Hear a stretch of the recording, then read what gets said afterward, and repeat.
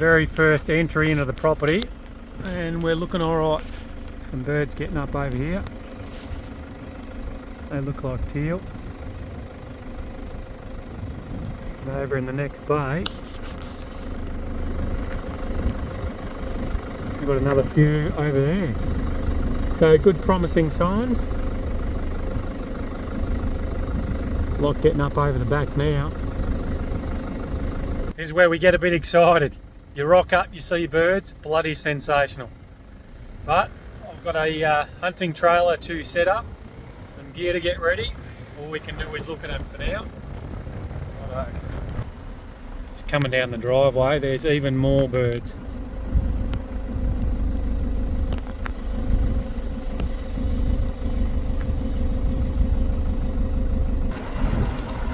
These ones probably get up soon. Here I go. Look at that.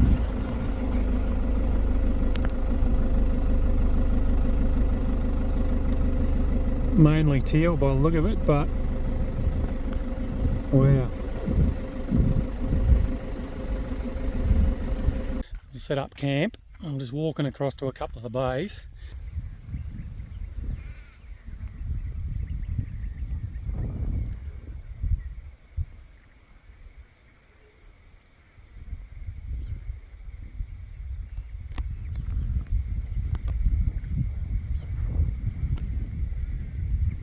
So we're here, it's 2024, rice season as you could call it.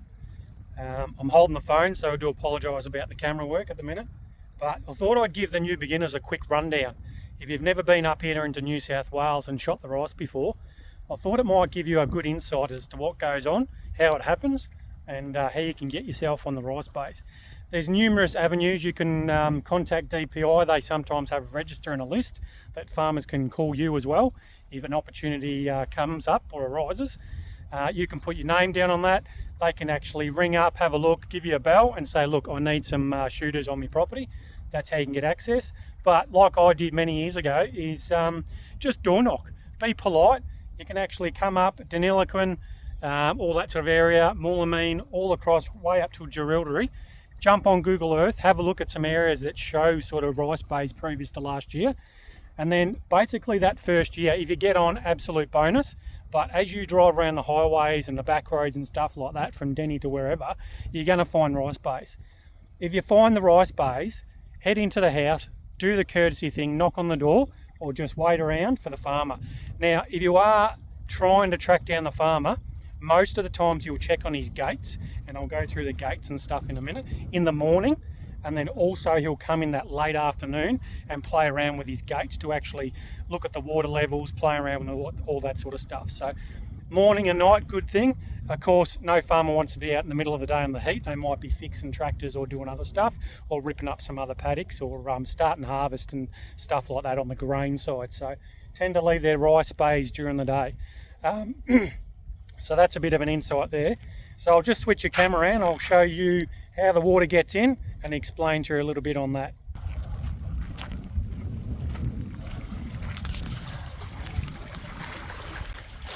So this is one of the main channels coming straight through old mate's property that we're on. And right here he's got one of the gates. So this gate here will let through the water into his farm.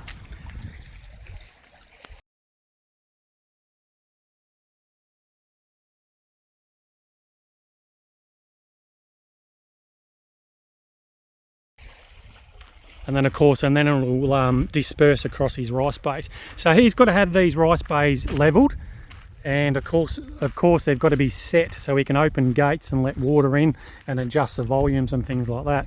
So the water comes through the gate, it goes in his private channel and around. Basically this channel runs right around his whole farm, all the way up to that back corner. And what it does is as we go around, it's going to get water into these bays via the channel gates all the way across. So as we drive around, I'm going to do a bit of a scout now, and we're going to try and locate some birds, and then I'll show you the gates as we go around. Now he might have a couple of gates, he might have a lot, but what will happen is as he opens the gates and does all the water, it'll just basically disperse and it'll flow through these outlets and go into the next bay. So we could fill them through that. Some bays have got nice cover on them, as you can see these ones. Watch out for snakes, of course. Got some really good cover around these bays here. You can hide yourself behind a little shrub, or like this here. Hide yourself behind these, and of course you can sit some decoys out in the bay there. Got the honker hunter's ute in the background there. So this farmer actually drilled his seed in a few weeks ago, and what he's doing now is actually letting the water in, and then the actual seed will grow out of the bottom, just like a normal crop. The other alternative is if the farmers actually let the water in first, and then they get the plane over, and the plane will come and drop the seed in the rice base. If I see the plane going around this weekend, I will film it, because it's a bloody eyesore to watch. They will come into this bay, and they will just open the gates, and that seed will pretty much drop right on the edge of the water, and then they'll cut it off at the end of the rice bay. So well done to you guys. If you've never been here, that's one thing. If you see a plane, head over and just watch them. It's bloody sensational. Anyway, enough on the planes. But anyway, he's sowed this in, and he's doing the water now. So probably mid-November, you'll see all the rice shoots coming up out of this water. And once again, those ducks will be coming along, and they'll be chewing them off. But all right, that's enough introduction for me. You've seen how the water gets in. We've seen the channels and a few rice bays now that are just filling up. We'll do a bit of a scout around now. Hopefully I can get some birds on camera, and we'll go from there. There's me little setup with a rooftop, the hunting trailer. If you haven't seen it before, it's the Honker Hunter's trailer. I'll set it up, got some goodies inside. It's bloody beautiful. Fridge, the pantry, the cookers, it's all set up. Just have to hook her up and go. And we've got the solar run on the battery, which keeps the beers cold. Beautiful. So then you kick back, enjoy the scenery, look at a few mobs, so enjoy one of these. Of course, if you haven't got a Honker Hunter stubby holder, follow the link, head down to the website and enjoy. Now all we've got to do is put some waders on, walk out into that water, throw some decoys, and it is game on. Fingers crossed. Go through a bit of gear that I've just unpacked from the ute to head out to the rice base. So the number one thing I think in New South Wales is this shit, because I tell you what, when there's no wind and everything backs off and it's half an hour before that sun goes down, these bugs are phenomenal. Absolutely terrible, to the fact that you want to keep a face mask on and you're breathing through your hands or a mesh, because they just infest you. On the other alternative to that also is I run a thermocell. Now these thermocells, just take one of those little pads and it's a clicker. You kick them off, they kick into gear. When there's no wind, it creates like that 3 meter barrier. So I'll just sit that next to me blind bag on the bank, and that'll give me that 3 meter barrier, and you can see them just sort of all hanging around the outside here. Very, very handy to have. Pick them up at Bunnings, order them online. I think they're about 45 bucks, and then you get a few pads and a little gas canister to go with it. And then you can go into Bunnings and buy extras when you get home. Once you buy the unit, it's yours. I think the extra gas canisters and the pads are another 12 bucks or something. So always throw a few of them in, and Bushman's bloody gold. Also, make sure you got your hunter's diary on and your license. Every time I'm here, DPI always rock up. You have to fill it out before you come onto the property now. It's no use getting here, because where I am now, I've got no service. So fill her out before you jump onto the actual property. Adam's on the move. He just set up camp over here, set the swag out, done the whole freaking kit caboodle, and a brown fucking just goes straight past the swag, only a metre off. Oh mate, I think he's got shit running down his legs. There's come other boys rocking up now. I'll turn it around. There's Ro, Drew saying hello on camera. Newbie this year, hasn't shot the rice. There he goes. There he is, Mr. Snake Man himself. Careful. You'll know this famous face from shooting mountain ducks. That's it. Last week of the season, Adam's from New South Wales, and I said, look, those mountain ducks are coming into this property, you've got to come down. So we had a rip and shoot. I'll put some photos up. Hopefully you've seen it on the socials. But anyway, he had an absolute cracker. And I said, why don't you come down to the rice, you know, blah, blah, blah. He said he's done it before, but he didn't have much success. But he's pretty excited to tag along with me now. And I'm going to put him onto some birds. So that should be a good day for him and a good weekend. But anyway, he's moving that swag because he's got shit dribbling down his leg. 1.5 metre brown just goes past. I'll keep showing you guys what's in my bag. I can't talk because he's bloody panicking. Looks like he's still jumping. He's showing the other boys now. Oh, snake. Oh, no. No, I'd shoot myself too. Stuff that. Stuff that. Kick your wriggly sticks back in the bushes. Piss them off. Anyway, I'll turn it around. What are you doing, mate? Shifting house? Yeah. A couple of snakes down there. No good. No good to me. Oh, did you call the removalist, did you? Yeah. He's on his way down now. Nice. 12 gauge. Hopefully, take care of him. We'll leave Adam to shift house. Make his bed again. Decoy sled, which helps. You can move the birds in and out when you do take a harvest and get some birds.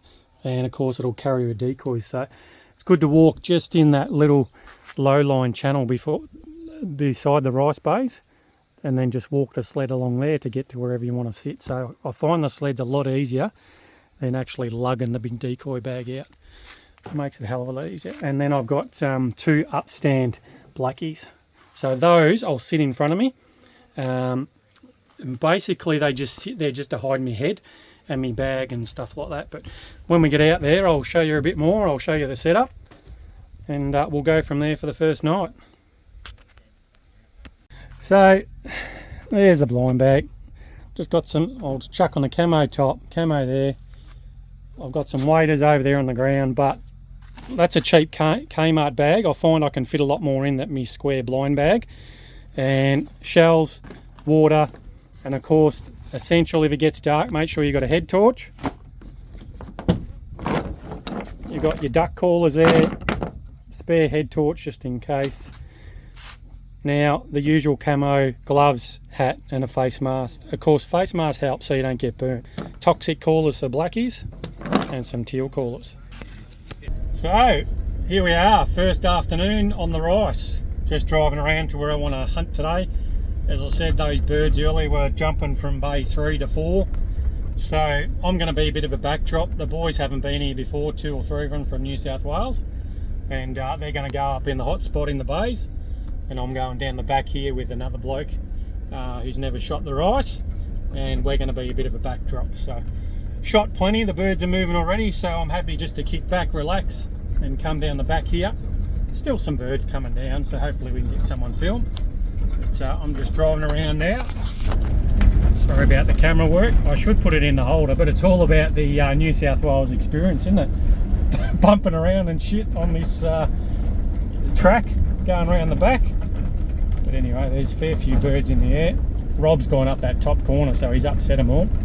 But as we walk in, I dare say they are going to get upset and either disappear or they're going to pitch into the decoy spread. So we'll see what happens. Right, I'll set up and then I'll turn the camera back on after we get rid of all this bumpy shit. It's like the earthquake. Being a dickhead, only because we're excited. Because you haven't shot ducks since June. And we get to actually knock a few off, hopefully, and put them in the freezer. But anyway, it's enough chit chat. Let's get on with this video, eh? So as of course, while I'm driving around, one of the tips are, as I've said in previous videos, get your car out of the way. There's nothing worse than setting up a good decoy spread, wind at your back, sun at your back, absolutely prime conditions, and then you're sitting 50 to 100 metres inside a rice bay or a paddock or somewhere like that, and the ducks can see your ute, which is just parked on the track. Ridiculous. So spend a bit more time, walk out, put your decoy spread, head back, like I'm going to be 3 or 4 bays in, but I'm going to drive this ute back 400 metres, park it, and then walk all the way back to my decoy spread. That little bit of extra effort is those 1%ers where you're going to track more birds and get a shot off, alright? get onto it, think about what you're doing, don't highlight where your ute is.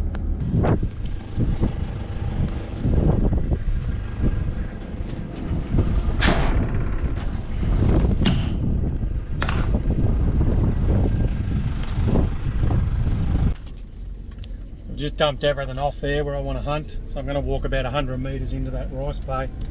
He's just filling the bays at the minute, so there's not a lot of water, but the boys are shooting the hot spot. Got the seatbelt thing going off, so I do apologise. As I said, I'm going to be a backdrop and hopefully they come across to me, but we'll see how we go. So I've dropped everything off. Now I'm driving 1, 2, 3 full bays back to hide this car in this back corner.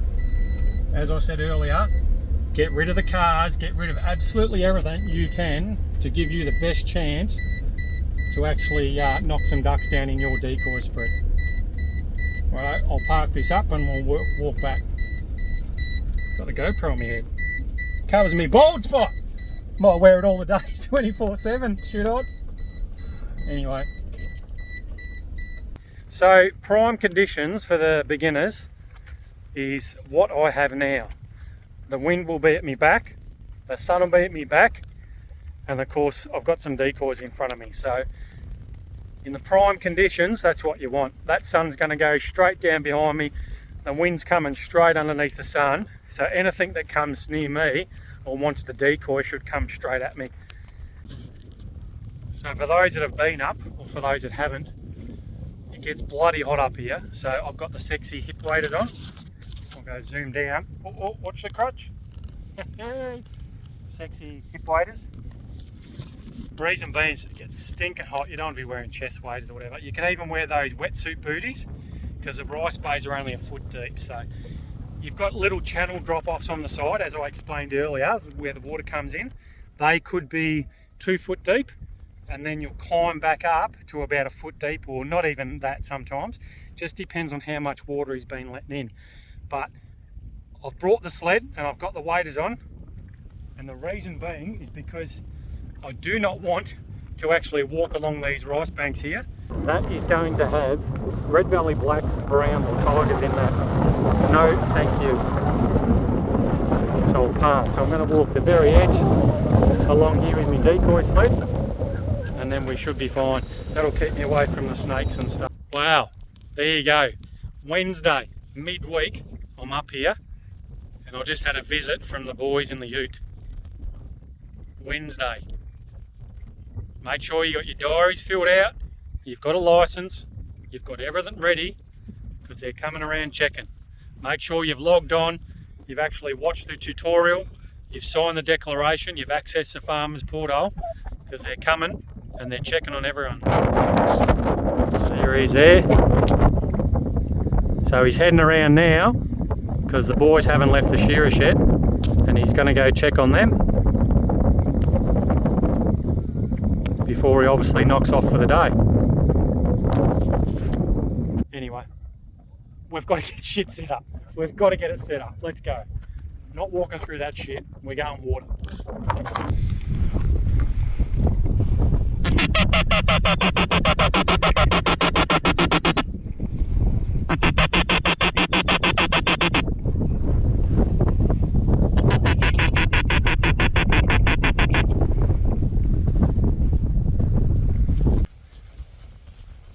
I'm not sure whether you've got any of that on footage so far.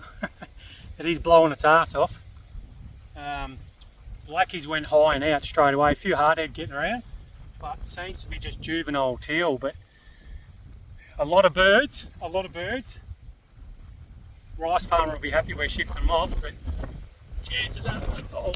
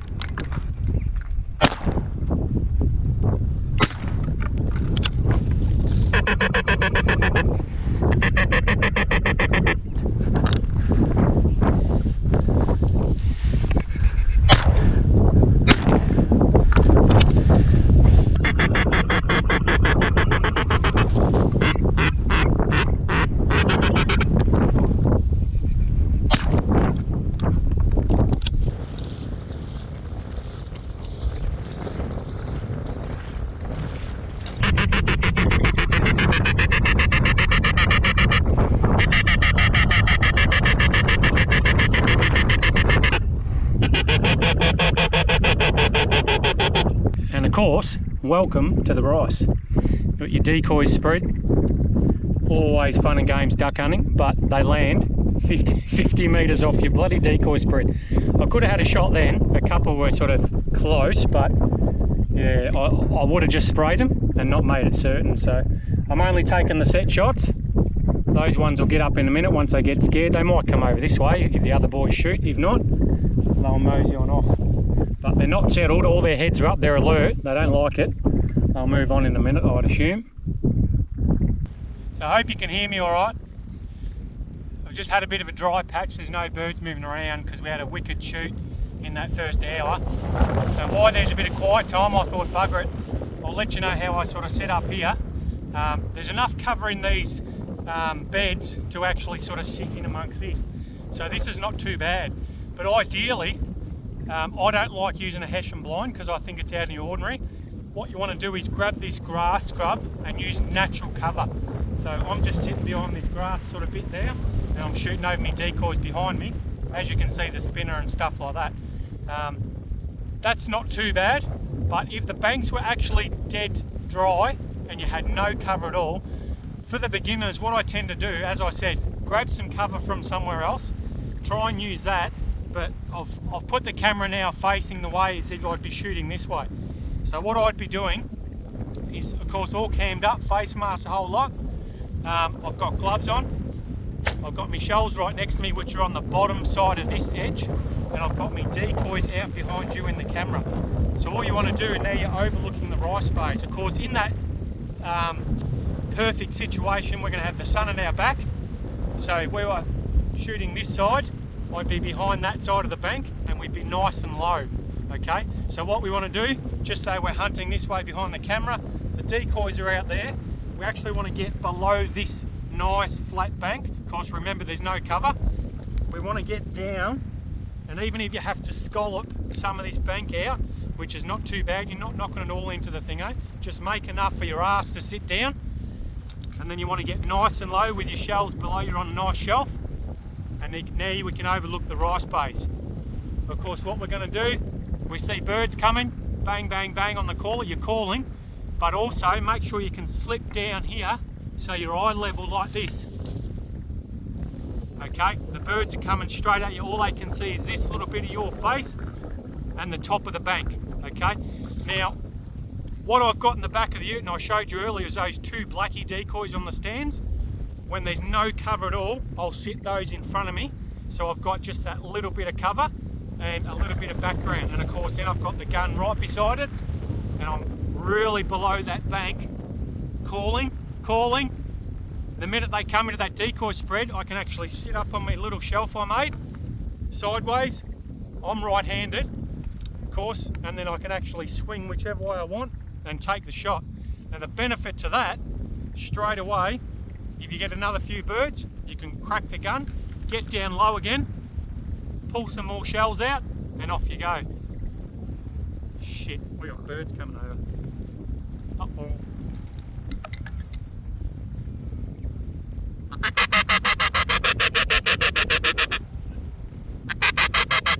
I'm gonna have to turn around here.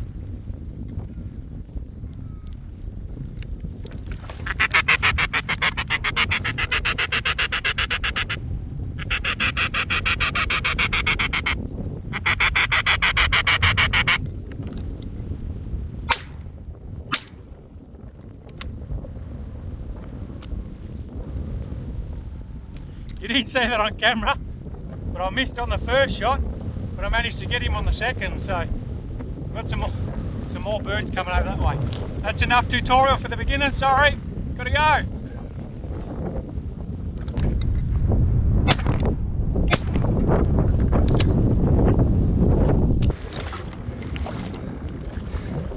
There's that one I got there. I better get back to my decoy spread, I think.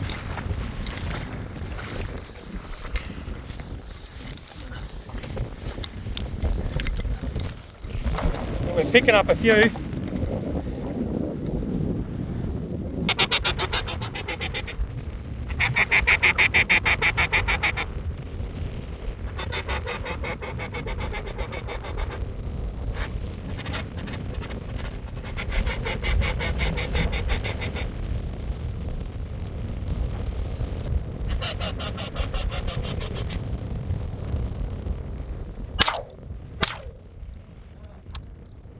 It's very interesting, being the start of the season, nothing really wants to decoy. The juvenile teal did, but blackies and things like that, like I've had the spinners out and I've actually halved the spread or quartered the spread, because everything wants to just come for a look and then keep flying, which is unusual, but I've adjusted the spread as I've spoken about in decoy spreads and stuff like that. So I've got a pot of blackies, a little pot of teal for those juvenile teal coming in, and I've got some wood duck down the end for half an hour before it gets dark. So got about an hour to go, it'll start getting dark. Hopefully this wind keeps coming. It's blowing its ass off, 26 degrees, but hopefully that'll keep the mozzies and the bugs away for us.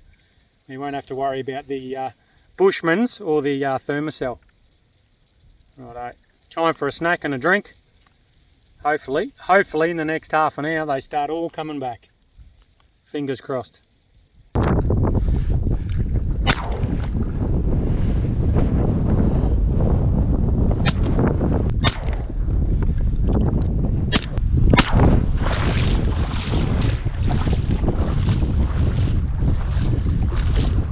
There we go, day one, 2024 rice fields. So we've done okay, we've got a few birds with the Miroku, sensational.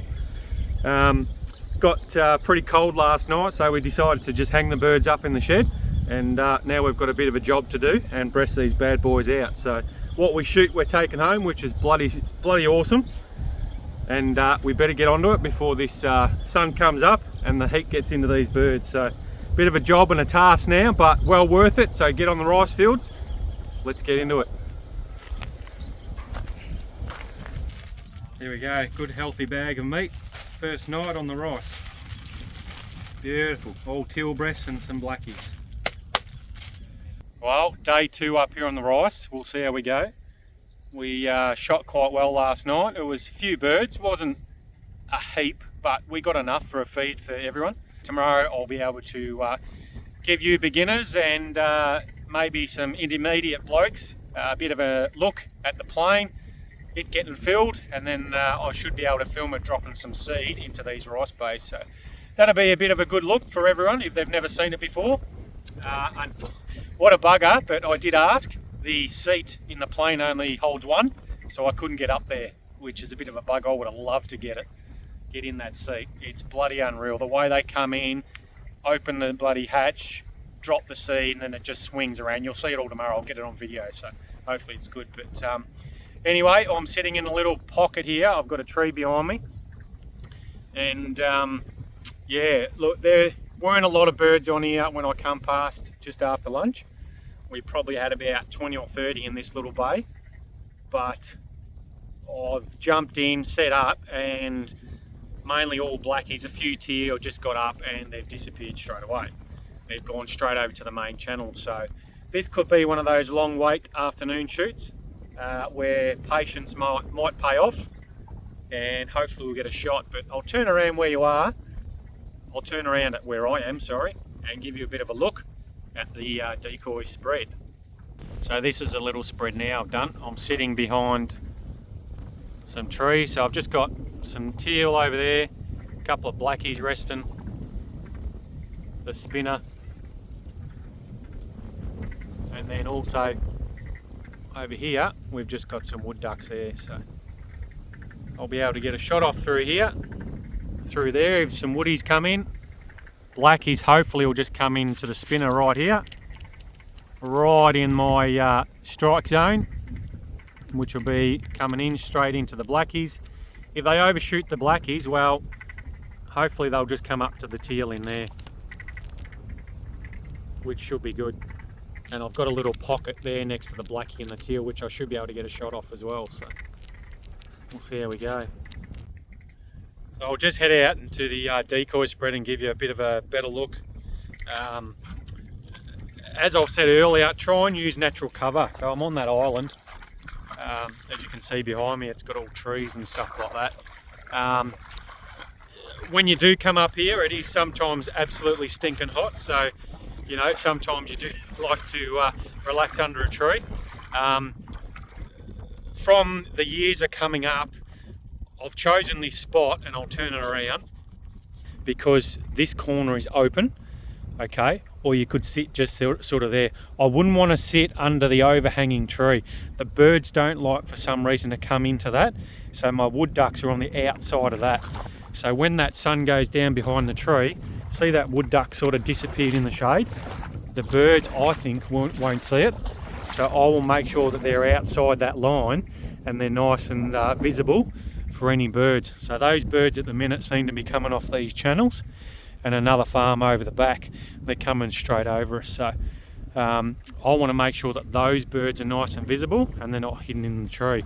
So prime example is that tree over there, but if you have a look, those branches and stuff overhanging to that water, like in there, a country mile, 10 or 15 metres. So your decoy spread's going to have to be all the way out there. You can see the shade in the tree. Good for the sun, good to keep cool, but I find the birds just wing around it and they don't want to actually commit underneath the branches or anything like that. So that's my little tip on the trees. If you want to sit underneath a tree, as I said, don't go right underneath those branches overhanging and stuff like that. For the beginners, try and get yourself where I am there, on the outskirts of the island. It's all shallow, you can sit behind and just make some natural cover like I have there from the branches and stuff, and just bring it to the edge. So have a look at that, and there you go. So I'm in behind there, so a bit of a natural cover, as I said, and they won't know the difference. I've got nothing overhanging. They can see the decoy spread straight here. So a couple of blackies in the spinner working, and the teal, and then I've got these ones out here. Simple spread, hopefully it works. That's about it really. Few tips, natural cover. There's a blackie whizzing around the other side of the tree. What's he gonna do? No, he see me. He's gone out the other side. Oh, always away. Always away. What is it? Every time. Every bloody time. What happens? You know yourself as a duck hunter. I've got to go for a piss, ducks will come. Go for a piss, ducks will come. Grab something to eat, shit, ducks will come. Go and answer the phone, oh, you look up, ducks are in your decoy spread. Every bloody time. And then look at this. I want to film, trying to help the beginners out and put something up for you guys. And what happens? Ducks will come. It's so hard to film, get shots on camera, but also try and actually get something that's actually worthwhile putting up for you guys to have a look at. Trying to shoot them and trying to get them on camera, it just adds that extra challenge, so which makes it interesting for me, but bloody hard. But anyway, that's enough chit chat. I've got to get behind these trees. I just heard a shot over the back, so Adam's up the back. Hopefully he just got a couple. And get behind these bushes, and hopefully I can get something on camera. And just while we got a bit of a quiet time, Vic duck season, B&P steel, love them, good shell, cut one open, roll across the bench, and they pattern really well in my shotgun. So that's on the Vic. But up here on the rice fields, grab yourself a case of Cleaver Mirage, or Mirage, however you want to pronounce it. Bloody sensational shell up here. Grab them in the fours, grab a slab, grab 2 slabs. Now I always bring 2 slabs up.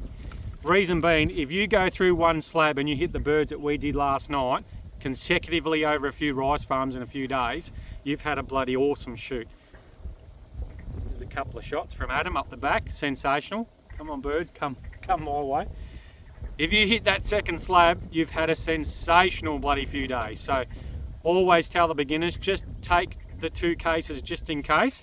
1 good, 2 better. Because if you do find the birds, you might find that you're going to go through them. So thanks to Cleaver.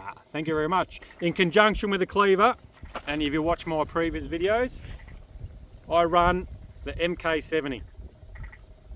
Simple, effective, beautiful duck engraving on the side. Can you tell I'm waiting for ducks? But yeah, great shotties, love it. Affordable, can use it for rabbits, for foxes, but up here on the rice, yeah, bloody sensational. And the Vic duck season as well. So, but anyway, yep, they're the cleavers I'm using. So get onto those. And I'll shut up. We've got blackies coming. Another tip for the beginners as I'm sitting under the tree waiting for the afternoon flight is the duck callers and the lanyard. So Honker Hunters duck caller lanyard, head to the website, you can pick them up. Now these are handmade, so if you go onto eBay or the cheap sites you might pick them up for 20 bucks. These are an extra 10, so you're looking at 30 to 35. But the reason is because they actually are handmade and they're done in a town just out of Geelong. Up on the rice fields, I've got the two teal callers. One's a bit louder. They're the Duck Commander teal callers. Those. And then also, I run the toxic callers for me black ducks and stuff like that. So if you go into the toxic caller range, there is a Facebook page on there. It'll show you all these toxic calls. Now, locally down in my town in Geelong, there is an ambassador, Blair, and he runs that page and he can order you in the toxic calls. These are dynamite. Whether you're up here on the rice, you're in the reeds or the lakes or things like that, there is different callers for different, sorry, I thought that was a bird, for different situations, stuff like that. So you can go a little bit louder for open water, a little bit deeper and raspier and things like that, or that is deeper and really raspy. So different ones, SBQs and SHSs and all this sort of stuff and whatever you got. I don't know all the names to them, but he does. So jump on the page, have a look at them. Now you've got levels of callers and things like that. You can go through websites, order them from the States, but if you learn to use a caller, you might as well go straight to the top. So I see these as a very high level duck caller. So if you want, go straight to the top. As I said, toxic duck callers. And these, in my opinion, are like moth to a flame. Really, really good call on black ducks. And then I've got the DR85, and that's just the additive, just in case we get a couple of mountain ducks and things like that that I can wrench on a mountain duck. So that's the coolers I have on my lanyard. Adam's letting rip behind me again, as you can hear.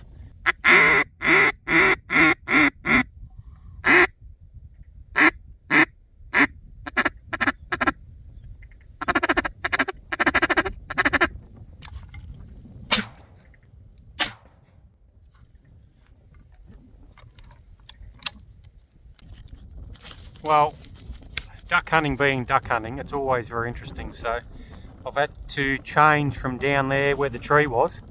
I only got a couple of shots down there. I couldn't get it on camera, which is unfortunate. So only the two blackies, but that was about it. Everything's sort of happening up the other end of the rice bay. So I've packed up now and I'm up the opposite end where Adam is a fair few blackies moving around. So it's 5:30, still got what, 3 hours of light left, plenty of time. So hopefully now they're going to start coming in this top end. So fingers crossed, we'll see how we go. It's duck hunting, but it's painful. One of those years that if I set up there, they'll land down there. If I go down there, you watch, they'll go back to that bloody tree where I was just bloody set up. But anyway, that's hunting. Well, I've got a bit of time. And this video isn't much action, I do apologise, but it gives you a good indication what happens up at the rice fields. I'll turn it around and I'll just show you the way I'm set up now. So this is me here. I've tucked down behind the bank and I'm shooting out into this bay. So I've got two decoys there and I've got a couple up on the bank, just the resters. I just want to see what's going to happen if these ones come up the channel, whether they're going to land on the two. If not, I'll just chuck out the rest. But I've just got up here and quickly thrown them out. But that's what I was saying before.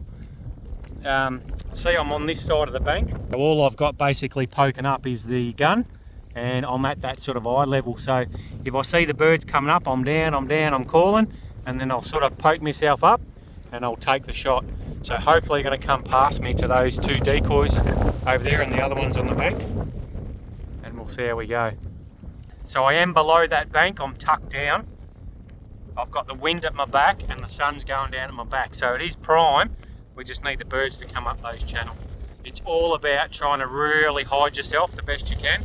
I've pulled a little bit of these weeds out and sat them in front of the gun, which where I sat the other decoys, and get down low.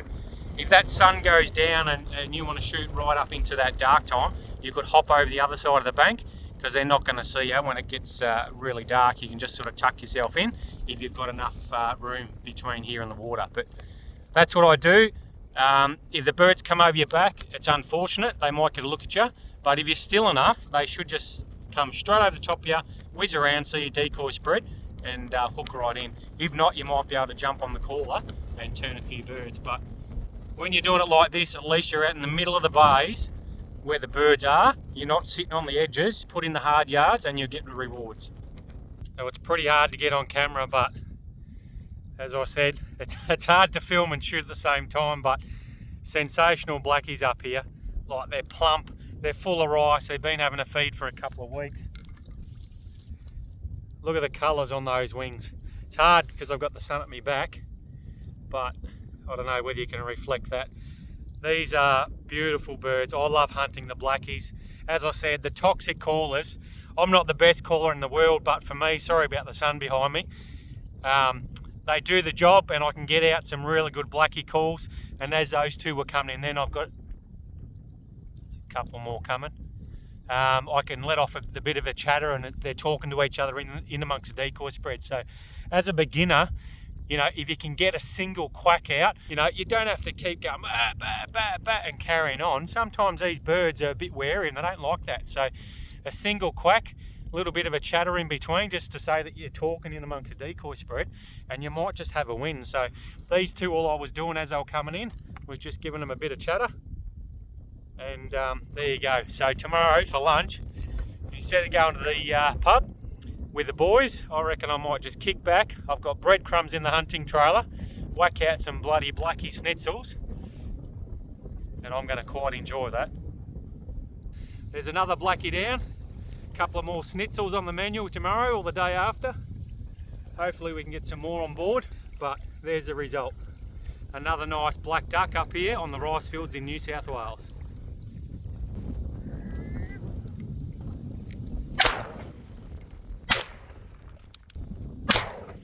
And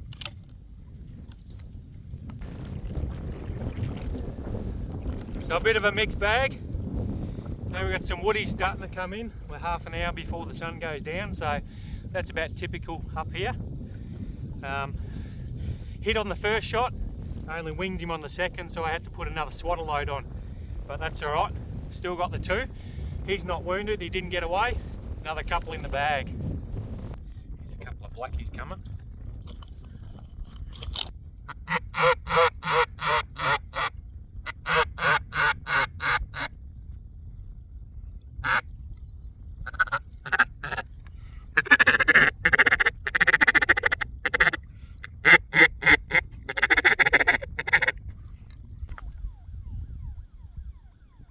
Hear that? Don't know whether you can hear it or not, but for the beginners and all the newcomers up to the rice fields, if you ever hear that, don't panic. Some farmers have actual solar panelled lights and sirens, so at a certain time they'll come on, let go the noise, the light will spin and it'll stop like it has now. And then also the gas cannons will be going around on the edges and stuff like that. So normally half an hour before dark, could kick off, depends when he's got them set, but you'll hear sirens. If it gets dark, you'll see lights flashing around and things like that. So it's all a good experience. Don't panic when you hear the siren. It's not the cops barreling down the track or DPI or anything like that. It's just another deterrent for these farmers to get the ducks off their rice field and to stop eating their crops. Another light's going off now. It's getting a bit serious. It's a bit of a disco Friday night. All you need is a subwoofer now.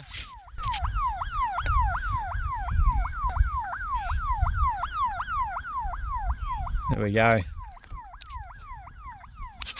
Bit of the New South Wales rice fields disco with the lights going off, but everything helps, I suppose.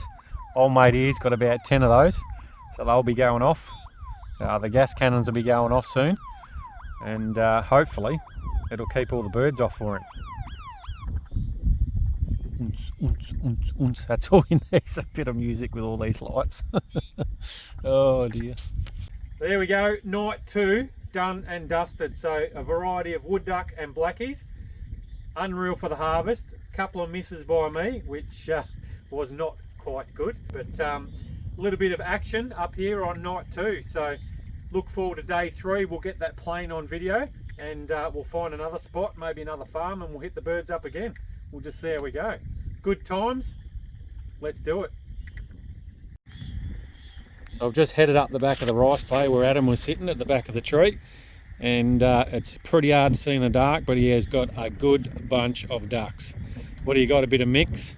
Yep, I got a woody and a, I don't know, I haven't done my count yet, but a fair few blackies. Yeah, fair few blackies, which is bloody unreal. So a long drive, he's come all the way down from New South, and yeah, starting to clean up on the rice fields up here. I don't know whether you can see me or not, but we're just coming back to turn the gas cannons back on, and Adam's just shot his very first fox. So it's not very big, but he's dragging him back. There we go. His first fox. He's only a pup, but any dead fox is a good one. One less out there. Using the Miroku Mk70. He loves it. He used it on the honkers, and now he's used it on foxes. All we need to do now is get him a couple of bunnies, and he'll be laughing tonight. There we go. He's only a pup. Only a pup, brand new. Yep, but still. Good to get on top of them before they become a problem. Correct. Yeah. So, correct. He's as soft can be, but yeah, not soft in the environment. No. Good speech. All right. Righto, let's keep going. Turn these gas cannons back on, and we'll head back to camp. So it's a bit dark, but these are the actual what we call the gas cannons. We've just turned them back on, so they are timed, and they go off at random sometimes and stuff like that. So Adam's just turned it back on, and as well as the lights, they're just another deterrent to keep these ducks off the rice bays. This is an interesting morning. Got Lucas here from Geelong as well. He said g'day, but we're helping the farmer, because the plane's rocking up early, helping the farmer set up this auger, and yeah, he's going to drop this seed in this auger and get ready for the plane. The boys are already over there with the chute, so as soon as this plane rocks up, he's game on. So it'll come out the truck, into the chute, up the auger, and straight into the hopper, and that hopper will get filled, and then that's what will be dropping into the plane. Look at that, cranked over first go.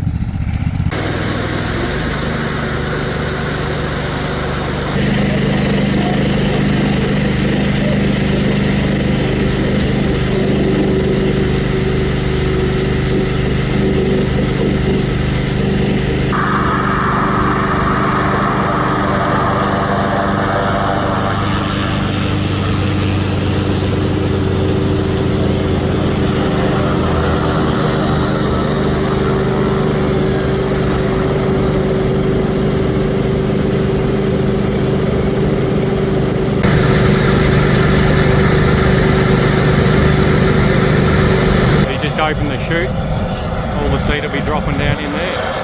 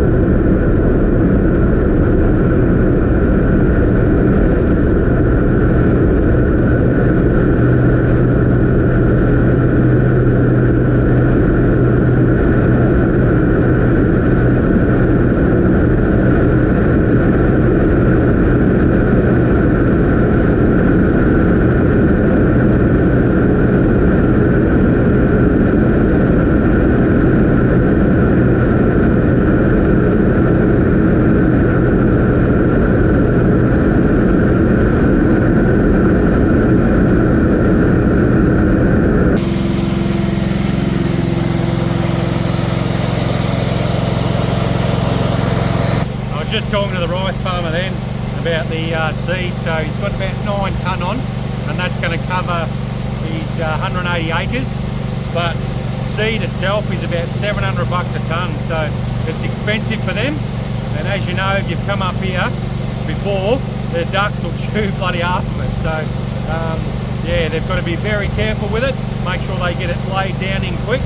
And one of the things they do is they actually make the grain start to shoot prior to actually laying it down. So what happens if the seed is standard, sometimes it'll actually float on top. So this farmer actually make it a little bit wet, wait until it starts to sprout. So when it sprouts, the shoot will actually start to germinate, and then they'll actually fly it out. Now what that does is gets a little bit of weight in the seed, and that'll help it actually sink to the bottom a lot quicker, which will hopefully, fingers crossed, not let the ducks at it straight away. So that's what he does. So that's our seed there. You can sort of see those little tags coming out the end. That's actually sprouting now. I'll zap out in the rice fields now, and I'll just see whether he can do a couple of flyovers on me. Start to film out there.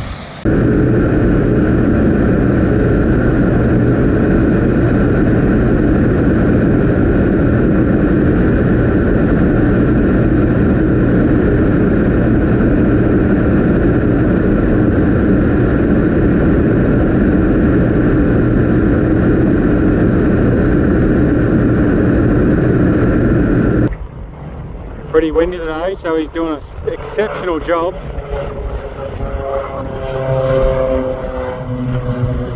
He'll open that hatch, the seed will come out right on the edge of that water, and he'll cut it off. Oh, I've got the honker hunter ute. Oh, we're pretty close.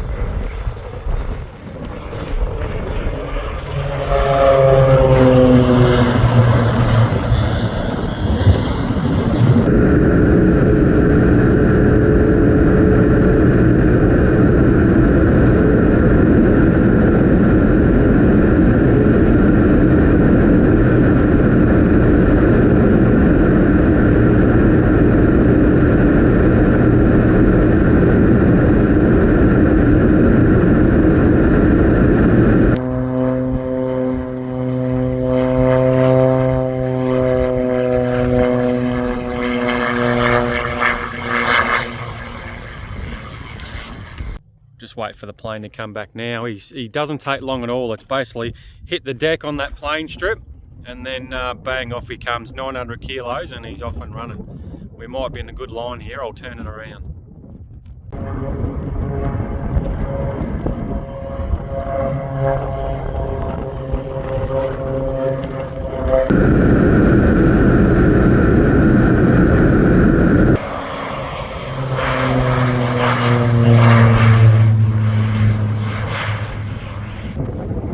Gee, it's windy. He's holding that really straight.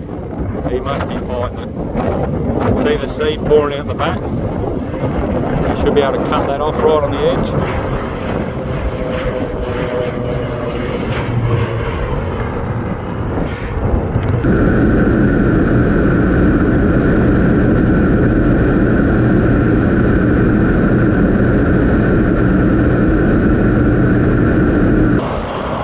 See if you can catch him turn that seed on. Bang.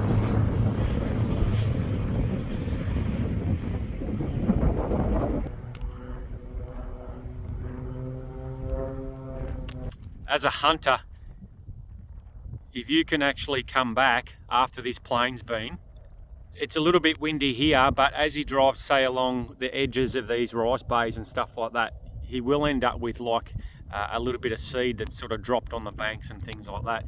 Now, duck wise, for some reason, I reckon they've got this instinct where they just know. As soon as they see a plane or hear a plane, they go, the rice is getting dropped. And of course, 10 ducks turns into 500. Once they realise there's a little bit of seed on these banks and things like that, your woodies start coming out the channels, your blackies and all that start feeding on it. A little bit of the seed will float, as we spoke about before. They just come out of nowhere. So it's not good for the farmer because, as I said, it's pretty expensive seed. So they've got to get onto it.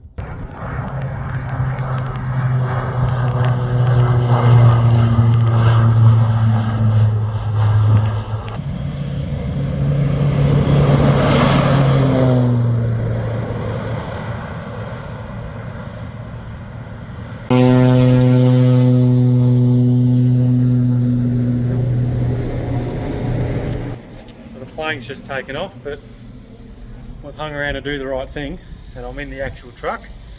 He's got it on a bit of a tilt, and we're going to get the last of the seed out. So always try and look after the farmer. They could do with a hand. So if you get the chance, put your hand up. Yeah, give him a hand if you can. It's only this bloke doing it, plus the boys in the plane. So yeah, you can do with a bit of a helping hand, and I'm sure he appreciates it. So as we do for him letting us on his rice crop. So he's been pretty quick. He's coming around for the final hot lap. You chuck a donut in front of the truck.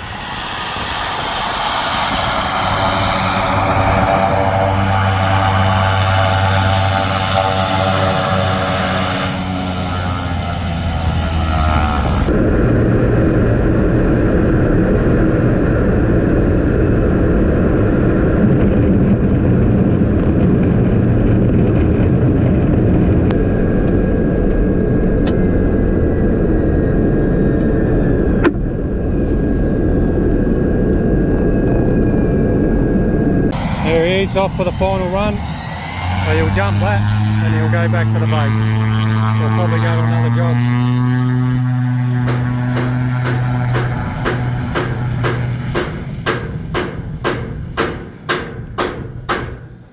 We're just trying to pack everything up now and we'll be done. I'm just heading over to the boys. Rob, he's been kind enough to bring a couple of boxes of clay targets up, and we're going to go get some practice in before we hit the rice field. So having a bit of a shoot, we'll head off there. We've got the hand thrower, and we'll piff a few in the air and give the boys a bit of a run. But Rob, if you check him out, he's the Venison Diplomat on Instagram. So a couple of them have never shot clays before, so give them a bit of a look.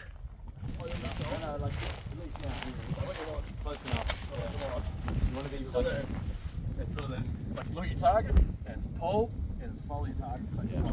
Like, don't ever have it too far down, or don't have it on your shoulder. Like, have it just ready, just come up.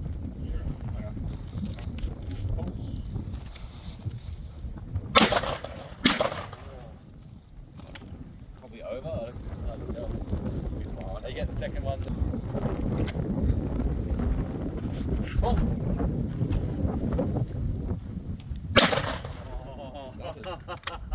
You can swap it if you want. Push the safety forward and then swap. Pull. Pull. That one went over both. Righto. Pull.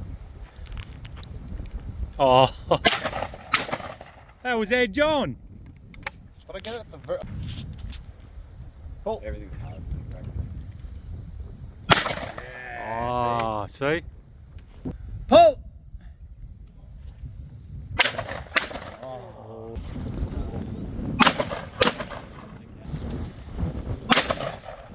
There it is.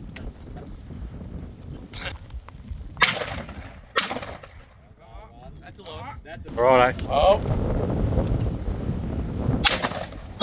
Oh, that was a chance. Pull! Oh, and the chips. Good shot. try the best. Oh, he's anticipated the wind and everything as well. Oh.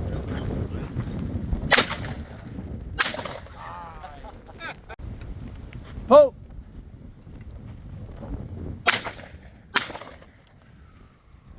Quiet on the stand. Crack it this way? Yeah. He's taking it serious now. Just shut the fuck up. I didn't mind it. I find Oh, what a pisser. similar weight, same length. I Oh. don't remember seeing the beads or anything. Hang on, Trapper's not ready. Stop thinking shit, alright? Yeah, we're throwing clay's not taking a dump. Let me know when you're ready so I can be ready. Oh, on your call. No pressure. Maybe the Travis should call. Oh. No, Clay. You gotta throw it. Are you talking about the clay or that shit you're doing now? Snap it off, mate. He's turtlenecking. Dude, come on. It's all tactics to You put ready, you off. Trap? Alright, pull. Oh, yeah. Oh, he's done it too. Killed it dead. Yeah. Tough target. Well waited for. Pull. Oh, good second. Finally picked it up. Yeah. Oh.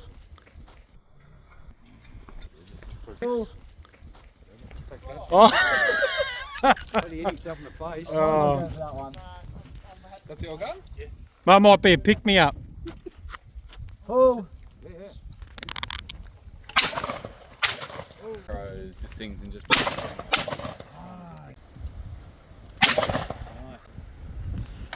Oh. Oh.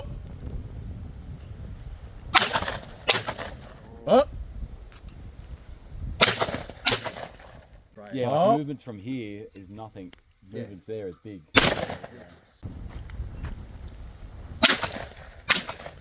Oh.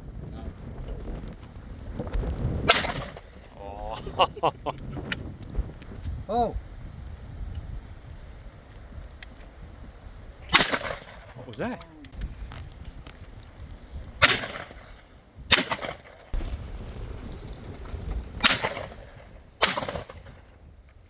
Rob over there with the hand thrower. Getting him to piff it up. Oh. Oh, that's just textbook, Lucas. We just ran out of shells with our 8s, so now we're on to the cleavers in 6s. So it's all a bit of fun. Pat might be a bit tighter, but anyway, he's nailed that one with the 6s. I think you did you? Or did you miss it? I didn't even get on my shoulder. Oh, bugger. I'll shoot it on the Ah, but yeah, cleaver 6s we're on to now. Give me more.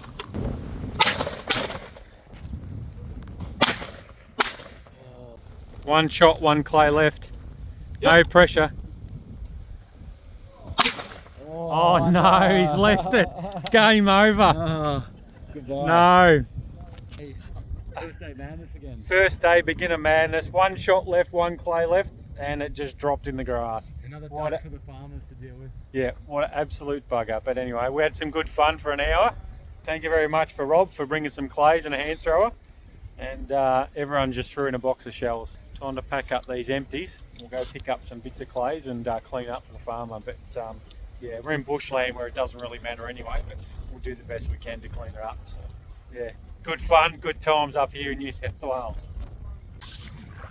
Well, it's day 3.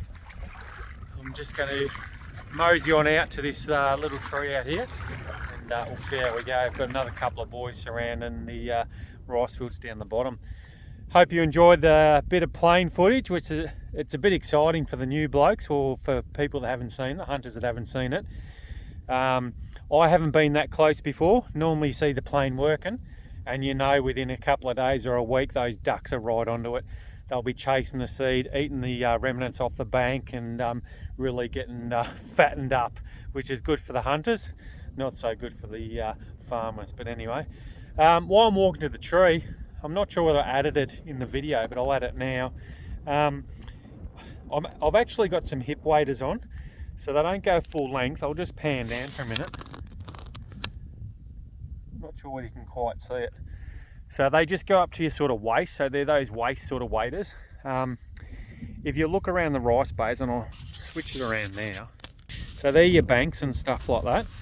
And then you've got your rice bays, and he's just starting to shoot now. So you've got little bits of rice poking up just at the top of the water there.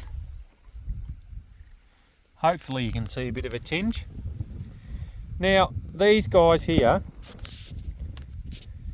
and the rice bays are pretty much right at my boot level, which is below gumboot.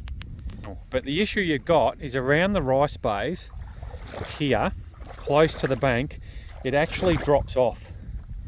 So as we move towards the bank, as that drops off there, I'll just switch it around and you're probably a little bit deeper. So you really need higher than a gumboot level. It does get warm, so chest waders for me, out of the picture. You want to keep cool, under the tree even better, hydrate, drink your water. But basically as we look down there, I'll turn it around. So as we look down there, you've got your bank, of course, where I've taught you how to duck down. You can shoot that bay there. And then this little gutter here, in here, is the deep part, where as he lets water through the channels, it'll basically flow all the way down here. And then as we step up, this is what goes down to the actual lower level, or sort of comes up to the lower level. So this here is about 2 foot deep, or just 1.5 foot, which is just higher than gumboot. And then you step up to less than 1 foot. So it's not overly deep up here. Of course, you wouldn't want to be walking in the main channels behind us, because that is deep. Main channels that everything runs off, or some of his gutters that let the water in, that will be deep. That'll be 1.5 meters or even more. Depends how much water flow and all that he's got in. So hopefully, sorry about the sun, hopefully that gives you a really good indication of what you might need. But I'm walking along that gutter's edge now because I've got the decoy sled behind me. I'm not trouncing on the rice. I'm walking in that bit deeper gutter beside the bank. If you're carrying your decoys in the bag, you can walk just along that bed there, and you're not crunching up his rice and stuff like that. Well, I've just set everything up. I'll turn the camera around soon and give you a bit of a look at the decoy spread. The third night, as I said, I've tucked myself under this tree. As we spoke about, I've got no overhanging branches, and the decoys are out in the open in the full sunlight. So I've got a bit of natural cover happening, and I've just set a simple decoy spread, no spinners, 7 blackies, and a couple of teal in the middle. That's it. And we're looking at the channel over there. As I said, I've got no overhanging branches. The sun is going down behind me, which is over here, further around, twisty over there, and the wind's coming on a diagonal, which is around the tree and then straight over the decoys and heading that way. So they should come upwind and land in this little pocket there, or on the outside of those couple of blackies there, and I should be able to get a shot, hopefully, and fingers crossed, and that shall do us for the last night. I know it's a bit of a tutorial video, and I do understand it, but I've sort of set it up like I have done for the channel, and in the future to try and help the beginners out. Hopefully it gives you a ripping understanding of what happens up here at the rice fields. But I just thought, and it come to mind, that when you do actually shoot 1 or 2 ducks, if the wind is in your favour, then try not to keep trenching in and out, trenching back, trenching out, because you will squash all the farmers' rice shoots, which can't be good, of course, as it grows. And if you've just annihilated one area, walking in, walking out, walking in, because you've shot a whole heap of birds, that area is just going to be squashed. So if you can, and you've knocked off a few birds and they're just floating over to the bank, let them go all over to the bank, and then just maybe do a pickup later on where you know where your birds are and you can go out and get them all at once. Head over to the bank, cut along the bank, pick up all the birds and do the same track back. Try and avoid going in and out, in and out, in and out, in and out, because you're just going to annihilate these bloody rice shoots as they're trying to grow. So, but we're on board, only been here 10 or 15 minutes, and a couple of nice blackies just peeled into the spread. So sensational. Some more schnitzels. Love it. Love being up here. How good is it? Wind's just starting to die off. A couple of more blackies working down the front bays there near Adam. And we've got Rob down the very front bays as well. So we're spread out across the farm. It has tapered off. There's not as many birds tonight, but just happy to get a couple on board anyway and add to the schnitzel pile. Where would you rather be? Not at work, I can guarantee you that. Knock off a few more, be even better. Got a single coming in. Shit, I'm not going to play with that camera. Apologies.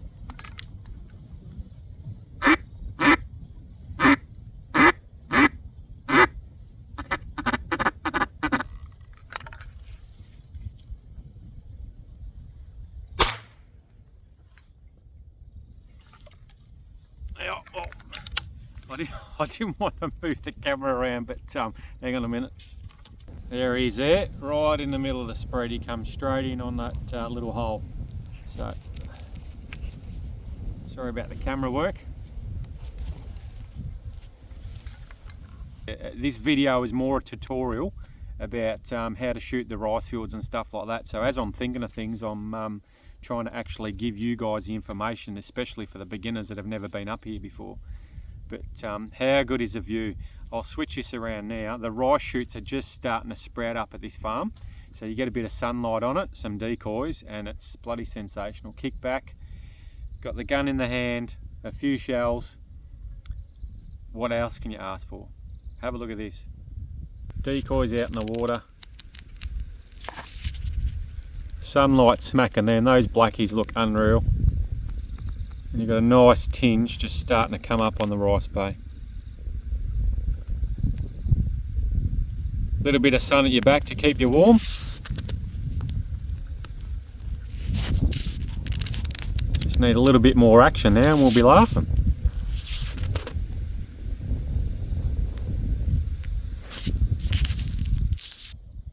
So how good is that view? Tinge, sunlight, bit of warmth on the back, but it is getting a little bit chilly at the minute when that sun goes down behind those trees back there, so I might have to put the jacket on. It was only 24 degrees up here today, so beautiful in the sun, but once that sun goes behind the tree, she gets a bit chilly. So I dare say, being the last night, we will have a few drinks around the fire, some laughs, and that's what it's all about.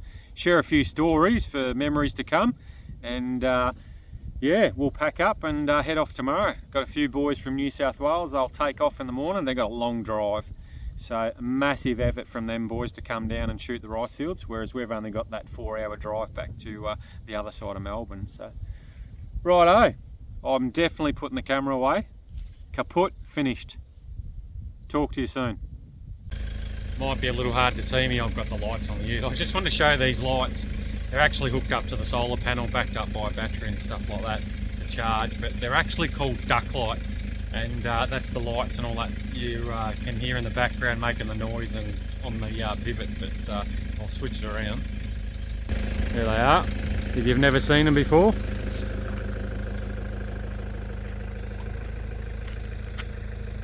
Duck light.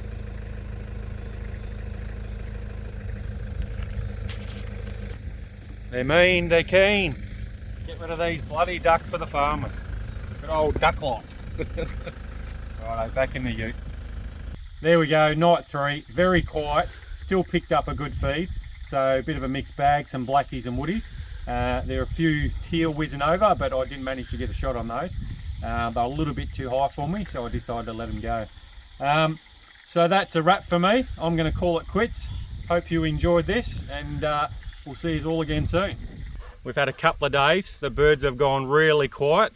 We've scouted a few farms next door and they seem to have up and left, which is sensational for the farmers.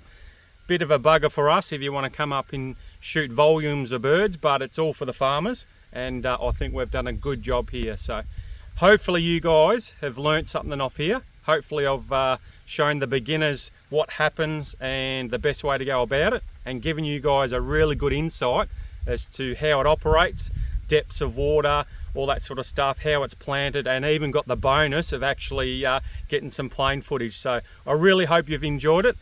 I really hope that you can take something out of it that's going to give you a little bit of an advantage in the future. So until then, good times. See you all later.